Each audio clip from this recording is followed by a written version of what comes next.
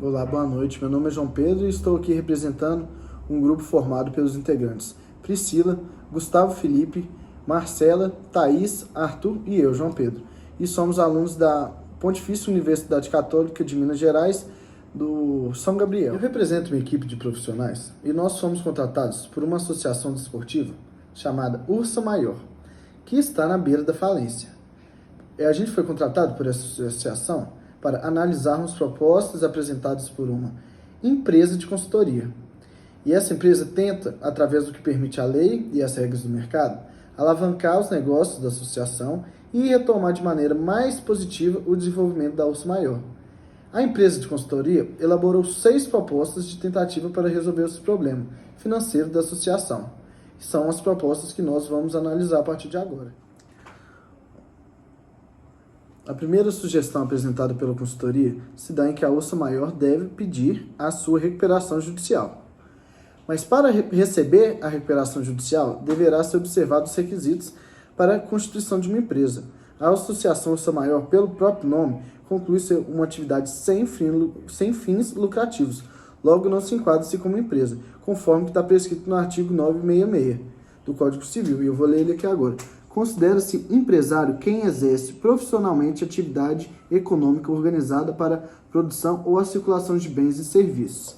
E por ser uma associação, não poderá receber o amparo da recuperação judicial, que é um recurso utilizado exclusivamente para aquelas personalidades que se enquadram como empresa, logo aquelas que estão descritas pelo artigo 966. Agora, a segunda proposta apresentada pela consultoria tange a compra e venda de veículos, elegendo cláusula de exclusão de responsabilidade na hipótese de vício redibitório e evicção. Conforme o artigo 448 do Código Civil, por cláusula expressa, as partes podem diminuir ou até mesmo excluir a responsabilidade de evicção. No entanto, o mesmo não pode ocorrer se houver vícios redibitórios. E, nesse sentido, a associação se responsabilizará caso isso ocorra, observados os prazos decadenciais.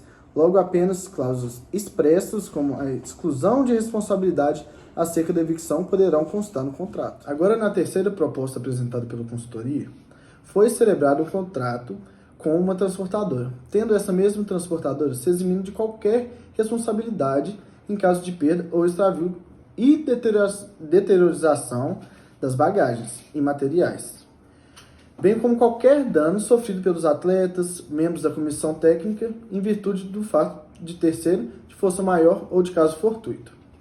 Agora, conforme prescreve o artigo 734 e o artigo 733 do Código Civil, o transportador se responsabilizará pela segurança das pessoas e objetos, que deverão ser inventariados na execução do serviço. Nesse sentido, ele não se eximirá da responsabilidade na hipótese de alguma eventualidade ocorrer, salvo por caso fortuito ou força maior quando das pessoas. Analisando agora a quarta proposta enviada pela empresa de consultoria, de acordo com o artigo 46 do Código de Defesa do Consumidor, os contratos que regulam as relações de consumo não obrigarão os consumidores se não lhes for dada a oportunidade de tomar conhecimento prévio de seu conteúdo ou se os respectivos instrumentos forem redigidos de modo a dificultar a compreensão de seu sentido e alcance. Portanto, a cláusula não é ilegal, desde que esteja prevista no contrato e bem informado ao consumidor, de modo que ele entenda as consequências do cancelamento. Analisando agora a quinta proposta, com base na Lei Complementar número 167, da data de 24 de 4 de 2019, sobre empresas simples de crédito, nos mostra que o contrato não poderia ser celebrado, pois essas empresas devem destinar seus empréstimos a partir de recursos próprios, sendo que na proposta os recursos viriam de terceiros. O empresário individual, no caso, através da empresa, irá realizar o débito. O valor do empréstimo deve ser inferior ou igual ao capital total da empresa a ser realizado.